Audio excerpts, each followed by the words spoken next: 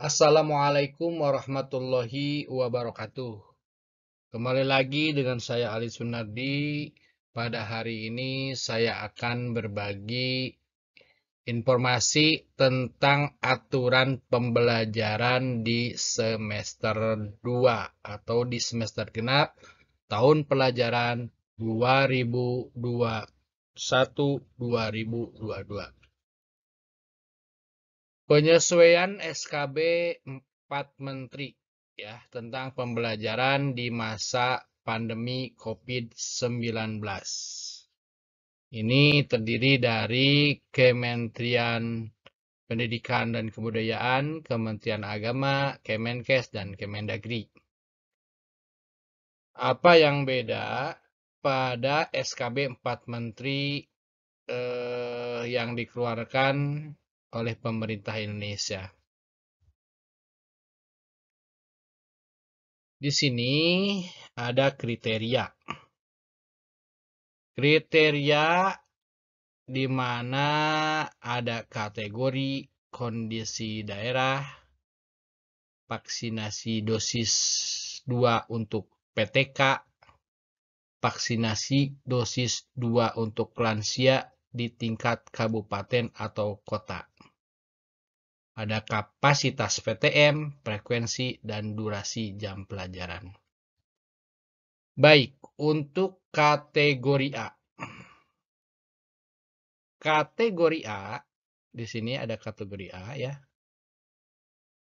di mana kondisi daerah itu masuk ke dalam PPKM level 1 sampai 2. B juga sama, masuk kondisi level 1 sampai 2 dan C juga sama 1 sampai 2.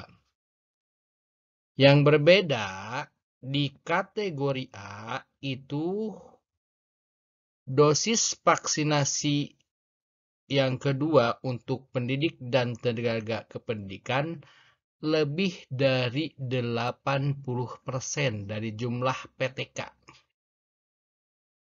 Harus lebih dari 80%. Sedangkan untuk level B atau kategori B itu di mana pendidik dan tenaga kependidikan baru 50-79%. Sedangkan level C atau kategori C itu kurang dari 50%. Di sini kita bisa hitung sendiri atau kita cek di sekolah aman ya. Di sekolah aman nanti kita bisa login menggunakan akun operator sekolah. Di sana akan tertera jumlah vaksinasi yang telah diberikan untuk pendidik dan tenaga kependidikan. Nah, di kategori A ini juga harus ada keterangan bahwa vaksinasi dosis 2 untuk lansia itu lebih dari 50%. Maka kapasitas pertemuan tatap muka itu bisa dilaksanakan 100% dengan frekuensi full hari sekolah. Dengan durasi jam pelajaran 6 jam. Untuk tingkat SD, SMP, dan SMK tentu per jam mata pelajarannya berbeda. Untuk SMP itu 40 menit per jam, dan untuk SMK 45 menit per jam. Untuk kategori B, di sini ada keterangan vaksinasi untuk PTK-nya 50-79%. Dan vaksinasi dosis 2 lansia di tingkat kabupaten kota 40-50%. Ini pertemuan tatap mukanya hanya 50%, bisa setengah-setengah ya siswanya. Dan frekuensinya sama 6 jam per hari ya. Sedangkan apabila jumlah PTK yang belum divaksin dosis 2 itu kurang dari 50% dan vaksinasi dosis 2 untuk lansia di tingkat kabupaten kurang dari 40%, maka tatap mukanya 50%, maksimal 4 jam. Dan untuk kategori D dan E, di mana daerah tersebut ditetapkan PPKM level 3, lebih dari 40% dosis PTK yang kedua telah diterima, itu atau lebih dari 10% lansia yang sudah menerima dosis 2, itu sama 50%. Namun durasi jamnya sama, maksimal 4 jam. Kategori C dan kategori D itu hampir mirip tapi jelas berbeda ya. Karena untuk vaksinasi PTK dan lansianya persentasenya berbeda, namun pelaksanaan PTM-nya sama 50%, maksimal durasinya 4 jam. Untuk kategori E, PPKM level 3, vaksinasi dosis 2 kurang dari 40 dan lansia kurang dari 10, ini pembelajaran jarak jauh penuh ya. Apalagi untuk level 4 dan level ini PJJ penuh ya untuk level 4. Untuk daerah khusus atau 3T itu 100% full hari sekolah, yaitu 6 jam. Mulai Januari 2002, semua satuan pendidikan pada level 1, 2, dan 3 wajib melaksanakan PTM terbatas. Pemda tidak boleh melarang PTM terbatas bagi yang memenuhi kriteria. Dan tidak boleh menambahkan kriteria yang lebih berat.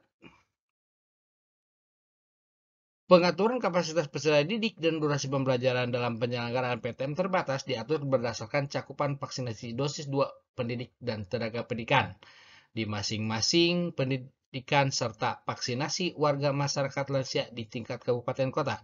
Dikecualikan bagi satuan pendidikan pada daerah khusus karena kondisi geografis sesuai Kemendikbud 160-P/2021. Yang kedua, orang tua atau wali peserta didik dapat memilih PTM terbatas atau PJJ bagi anaknya sampai semester 1 tahun ajaran atau tahun akademik 2021-2022. Mulai semester 2 tahun akademik 2021-2022 atau Januari 2002, semua wajib mengikuti PTM terbatas. Jadi untuk semester genap ini wajib mengikuti PTM terbatas. Dan satuan pendidikan yang terbukti melanggar protokol kesehatan diberikan sanksi administrasi dan dibina oleh Satgas Penanganan COVID-19 atau Tim Pembina UKS. Selanjutnya, penghentian PTM terbatas sementara. PTM terbatas bisa dihentikan apabila ada temuan kasus konfirmasi COVID di satuan pendidikan, Pemda dapat menutup satuan pendidikan dan menghentikan sementara PTM terbatas paling cepat 3 kali 24 jam. Ini SKB 4 Menteri saat ini ya. Semula menjadi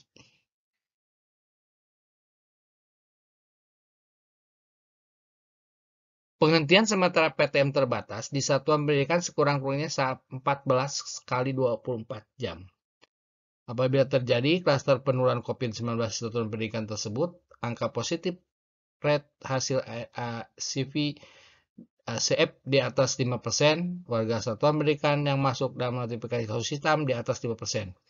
Apabila setelah dilakukan survei bukan merupakan klaster terbatas atau angka positif di bawah 5%, PTM terbatas hanya dihentikan pada kelompok belajar yang terdapat kasus COVID-19 selama 5 kali 24 jam. Untuk vaksinasi pendidik dan tenaga pendidik ini sangat krusial. Cakupan vaksinasi PTK mempengaruhi jumlah kapasitas peserta didik yang mengikuti PTM terbatas pada PPKM level 1, 2, dan 3. PTK yang belum divaksinasi mengajar secara PJJ. Ini sama ya. PTK yang menolak divaksinasi padahal vaksin tersedia dan saat divaksinasi dapat diberikan sanksi sesuai peraturan perundang-undangan meskipun bukan syarat mengikuti PTM. Orang tua diimbau mendorong anaknya untuk memenuhi syarat untuk divaksinasi. Jadi didorong. Pemantauan dan evaluasi kesiapan PTM terbatas sesuai daftar periksa ya. Ini bisa kita baca. Nanti ada kasus suspek dan komorbid, tingkat kepatuhan institusi dan warga satuan pendidikan terhadap protokol kesehatan, status vaksin warga satuan pendidikan, kasus konfirmasi dan kontak erat COVID-19. Ini bisa dilihat di Sekolah Aman dari Kemenkes ya.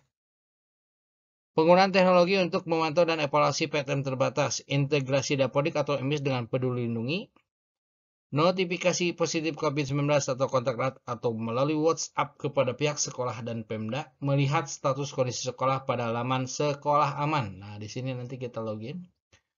Penggunaan QR kode Peduli untuk pengunjung dan tamu sekolah, integrasi dengan aplikasi Bersatu Lawan COVID, evaluasi dan validasi PTM terbatas berdasarkan data daftar periksa. Nah, nanti kita dievaluasi terlebih dahulu apakah kita masuk kategori A, B, C, atau lainnya.